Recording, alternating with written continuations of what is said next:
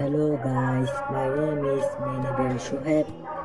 আজকে আমি আপনাদের বলতে চলেছি the high school of the dead সম্পর্কে।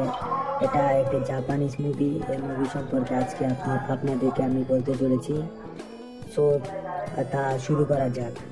প্রথমে আমরা দেখতে পাই এক লোককে, যে তার মুখ দিয়ে রক্ত বেরোচ্ছে। তখন অনেক জোরে আওয়াজ করছে। তখন হাতকে দেখতে চায়, অনেক লোক দৌড়াদৌড়ি করছে এবং সেখানে এক বাচ্চাকে দৌড়াতে দেখা যাচ্ছে এবং তার সাথে এক মেয়ে দৌড় দিচ্ছে হাতে লাঠি নিয়ে। তখন তাদের পিছে তারা গেছে যারা জম্বি হয়ে গেছে এবং জম্বিতে আক্রান্ত হয়েছে, এবং তারা ছাদের উপরে ওঠার জন্য চেষ্টা করছে। তারা দৌড়ে পালাচ্ছে এবং সে মেয়ে জম্বিদের সাথে লড়াই করছে।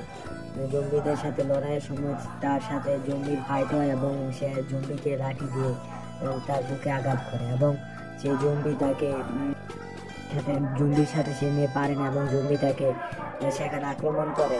তখন তাকে বাঁচানোর জন্য এক ছেলে দৌড়ে আসে এবং তাকে জম্বির হাত থেকে রক্ষা উপরে নিয়ে যায়, রক্ষা করে এবং হাত থেকে রক্ষা করে এবং উপরে নিয়ে যায়। তাকে সেখান থেকে বাঁচায় এবং সে মেয়েকে লোকগুলো উপরে নিয়ে যায়। সেই ছেলে এখানে তাকিয়েছিল এবং পরে এক মেয়েকে দেখানো হয়, যে মেয়ে জম্বির আক্রান্ত হয়ে গেছে এবং এই সিন এখানে শেষ হয়। শুধু এক ছেলে মন করা হয়ে বসে রয়েছে এবং সে স্কুলের দিকে তাকিয়ে রয়েছে এবং সে স্কুলের প্রতিটা জিনিসের দিকে তাকিয়ে রয়েছে এবং পরের সিনে দেখানো হয় এক মেয়ে আর এক ছেলে কথা বলছে। তারা তাদের কথাবার্তা শেষ করার পরে দেখে এক লোক গেটের কাছে দাঁড়িয়ে আছে এবং সেই স্কুলের ম্যাম আর স্যার তারা আসে এবং সেই লোক দেখে গেটের বাইরে থেকে স্কুলের ভিতর তাকিয়ে রয়েছে এবং সেখানের এক সিকিউরিটি সেই লোকের কলারে ধরে এবং সেই লোকের হাতে কামড় বসিয়ে দেয় সেই জম্বি কামড় বসানোর পরে সেই লোক নিচে পড়ে যায় এবং তা উপর থেকে সে ছেলে দেখছে এবং সে লক্ষ্য রাখছে সেখানে কি হচ্ছে এবং তারা হতভম্ব হয়ে পড়েছে। সেই লোকগুলো তারা সেই যাকে কামড় দিয়েছে তার নিয়ে তাকিয়ে রয়েছে এবং সে জম্বিতে পরিণত হচ্ছে এবং সেই স্কুলের ম্যামের শরীরে হাত দিয়ে তাকে আবার কামড় বসিয়ে তাকেও জম্বি বানিয়ে দিয়েছে সেই লোক। পরে তা দেখে সেই স্কুলের ছেলে তাড়াতাড়ি দ্রুত সেখান থেকে পালিয়ে স্কুলের দিকে রওনা হলো।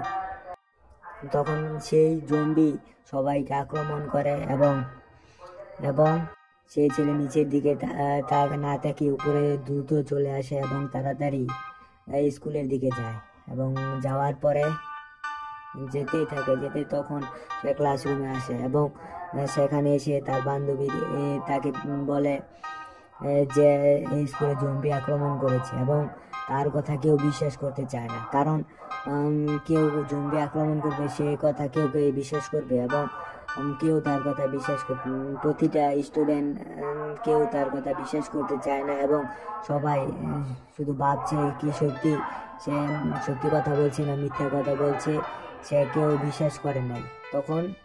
তখন সবাই আপসেট হয়ে পড়ে এবং তাকে অবিশ্বাস করতে শুরু করে। তখন সিন দেখানো হয়, স্কুলের এক সিন দেখানো হয় যেখানে দুজন বালক তাদের হাতে দুটো লাঠি নিয়ে দাঁড়িয়ে আছে এবং মেয়েটি তাড়াতাড়ি তার গার্জিয়ানকে কল করে যাতে তাড়াতাড়ি তাকে স্কুলতে নিয়ে যায় এবং সবাই হতভম্ব হয়ে পড়েছে যে স্কুলের মধ্যে কি হচ্ছে স্কুলে জম্বিরা কেন আক্রমণ করছে, কারা আক্রমণ করছে, সবাই নিশ্চিত হয়ে পড়ে। পরের সিনে দেখানো হয় যে এক মেয়ে লাঠি নিয়ে দাঁড়িয়ে আছে। তখন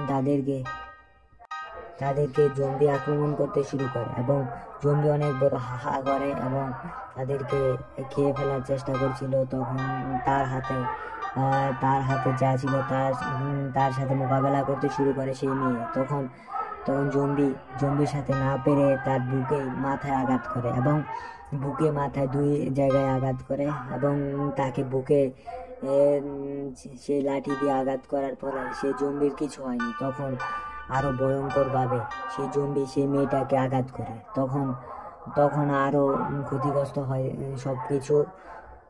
তখন সে তাকে আবার জম্বি আক্রমণ করার চেষ্টা করে। তখন সেই ছেলে পিছন থেকে এসে ধরে, তাতেও কিছু হয় না। তখন জম্বি তাকে ধরে তার দিকে ফিরে তার হাতে কামড় বসিয়ে দেয় এবং তাকে মেরে ফেলার চেষ্টা করে এবং তার পিছনে যেই শিশু ছিল তাকে মারার জন্য আসে এবং সেখানে তাকে মেরে ফেলে এবং রক্তারক্তি হয়ে যায়। তখন তারা দ্রুত ছাদের উপরে চলে আসে এবং সেখানে এসে তারা দেশের অবস্থা আরো ভয়ানক। দেশের অবস্থা দেখে যে পুরো দেশ জম্বিতে ভরে গেছে এবং পুরো স্কুল জম্বিতে ভরে সবাই আক্রান্ত হয়ে পড়েছে এবং দেখে তারা এক মেয়েকে তার হাতে কামড় বসিয়ে দিয়েছে জম্বি এবং তাকে অনেক ক্ষতিগ্রস্ত করেছে। তার হাত পা সব কামড়ে জম্বি আক্রান্ত করে ফেলেছে এবং তারা ছাদের উপরে তা দেখছে এবং বসে রয়েছে এবং তারা সে বালক এদিকে চেয়ে রয়েছে, কারণ জম্বি যখন সেই লোকটাকে হাতে কামড় দিয়েছিল তখন সেও জম্বিতে পরিণত হয়ে গেছে এবং সেও জম্বিতে পরিণত হওয়ার পরে সেই মেয়েটাকে মেরে ফেলার চেষ্টা করে এবং সেই ছেলেটাকে বাঁচিয়ে তার কাছে নিয়ে যায় এবং নিয়ে যাওয়ার পরে সেই মেয়েটাকে জড়িয়ে ধরে এবং সেই মেয়ে কান্না করে, কারণ তার বন্ধু মারা গিয়েছে। এভাবে এই কাহিনী শেষ হয় এবং এই কাহিনী এখানে শেষ নয়, আরো কাহিনী আছে। এটা এপিসোড 1 আর এপিসোড 2 শুরু আছে। সবাই